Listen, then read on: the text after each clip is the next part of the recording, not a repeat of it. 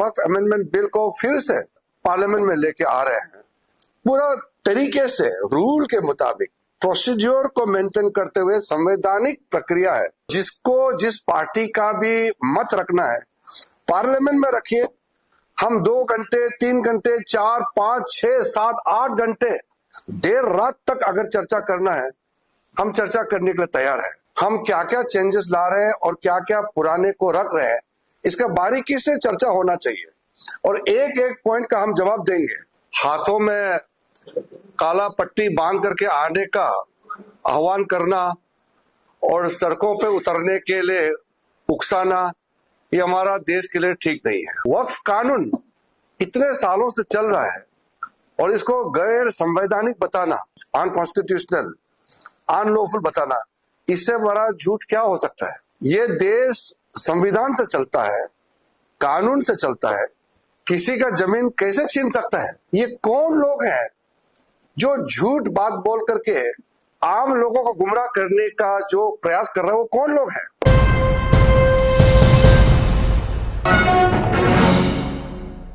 मैं कहना चाहता हूं, आज ईद का दिन है, झूठ बिल्कुल नहीं बोलना चाहिए, चाहे वो मुसलमान हो या गैर मुसलमान हो।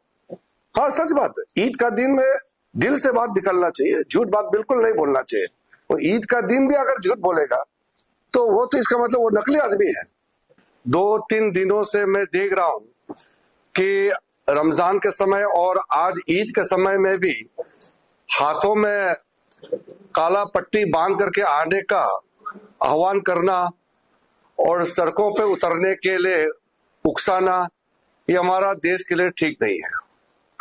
हमने शुरू से बताया कि वक्फ बिल में जो जरूरत चीज है लोगों का भला के लिए, गरीब मुसलमानों के लिए, महिलाओं के लिए और पिछड़े वर्ग जो है मुसलमानों में, उनके लिए और सब के लिए वक्फ अमेंडमेंट बिल का प्रावधान किया जा रहा है। कुछ लोग मुसलमानों का मस्जिदें, कब्रिस्तान और मुसलमानों का जमीन जायदाद छीन लिया जाएगा, ऐसा क्यों बोलते हैं। मुझे समझ में नहीं आ रहा है कि वक्फ कानून आजादी से पहले भी था हिंदुस्तान में, आजादी के बाद में भी ये कानून मौजूद है। 1913 में, 1923, 1931, फिर आजादी के बाद 1954, फिर 4 बार संशोधन, फिर 1995, फिर 2013 में वक्फ कानून के ऊपर में लगातार बदलाव भी किया गया है और वो कानून चलते रहा। तो वक्फ कानून इतने सालों से चल रहा है और इसको गैर संवैधानिक बताना, अनकॉन्स्टिट्यूशनल, अनलॉफुल बताना, इससे बड़ा झूठ क्या हो सकता है। और ये देश संविधान से चलता है, कानून से चलता है, किसी का जमीन कैसे छीन सकता है। इस तरह का झूठे बातें करके लोगों को बरगलाने का काम करना, ये तो ठीक नहीं है। ये कौन लोग हैं जो झूठ बात बोल करके आम लोगों को गुमराह करने का जो प्रयास कर रहे हैं, वो कौन लोग हैं। मैं आप लोग से भी अनुरोध करता हूं, आप चेहरा पहचानिए। ये कौन कौन सा राजनीतिक पार्टी के नेता और कौन लोग हैं समाज में जो खुले आम पर झूठ बोल करके लोगों को बरगलाने का प्रयास करना, ये कहाँ का तरीका है।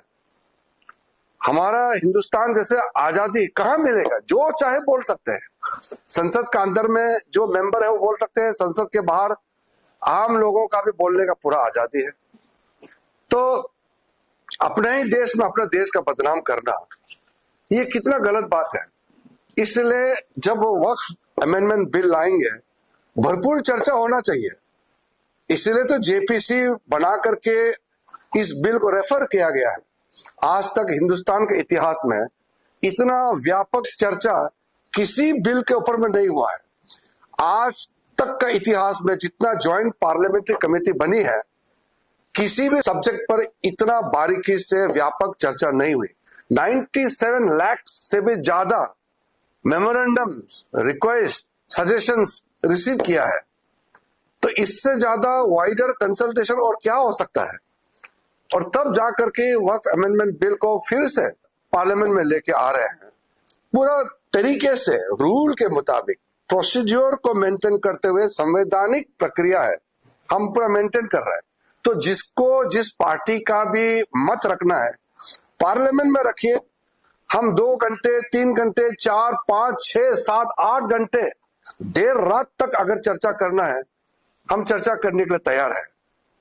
अब जब बिल पार्लियामेंट के अंदर चर्चा होगी तो पूरा तो बारीकी से चर्चा होना चाहिए, एक एक प्रावधान एक एक सेक्शन और उसमें जो क्लोज है हम क्या क्या चेंजेस ला रहे हैं और क्या क्या पुराने को रख रहे हैं, इसका बारीकी से चर्चा होना चाहिए और एक एक पॉइंट का हम जवाब देंगे।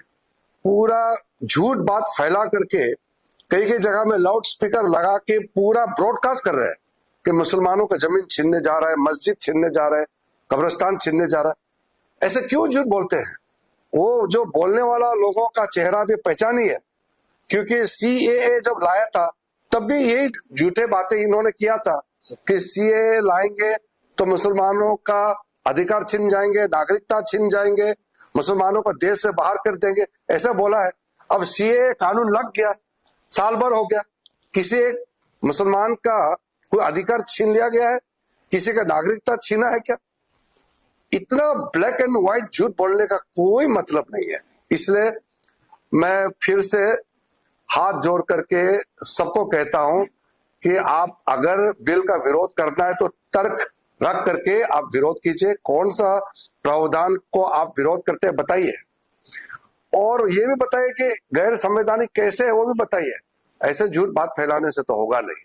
When we are preparing to bring Waqf Amendment Bill in the Parliament, we must participate in the debate and discussion on the floor of the House. Outside the Parliament, a record numbers of deliberations, consultations have taken place.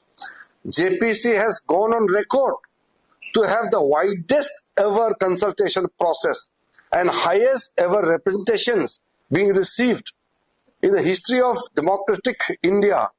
No other committee has gone so deep. So government has, with a very open heart, referred the Waqf Amendment Bill to the Joint Parliamentary Committee, and the Joint Parliamentary Committee had deliberated in detail and also given opportunity to everyone. We think for everybody.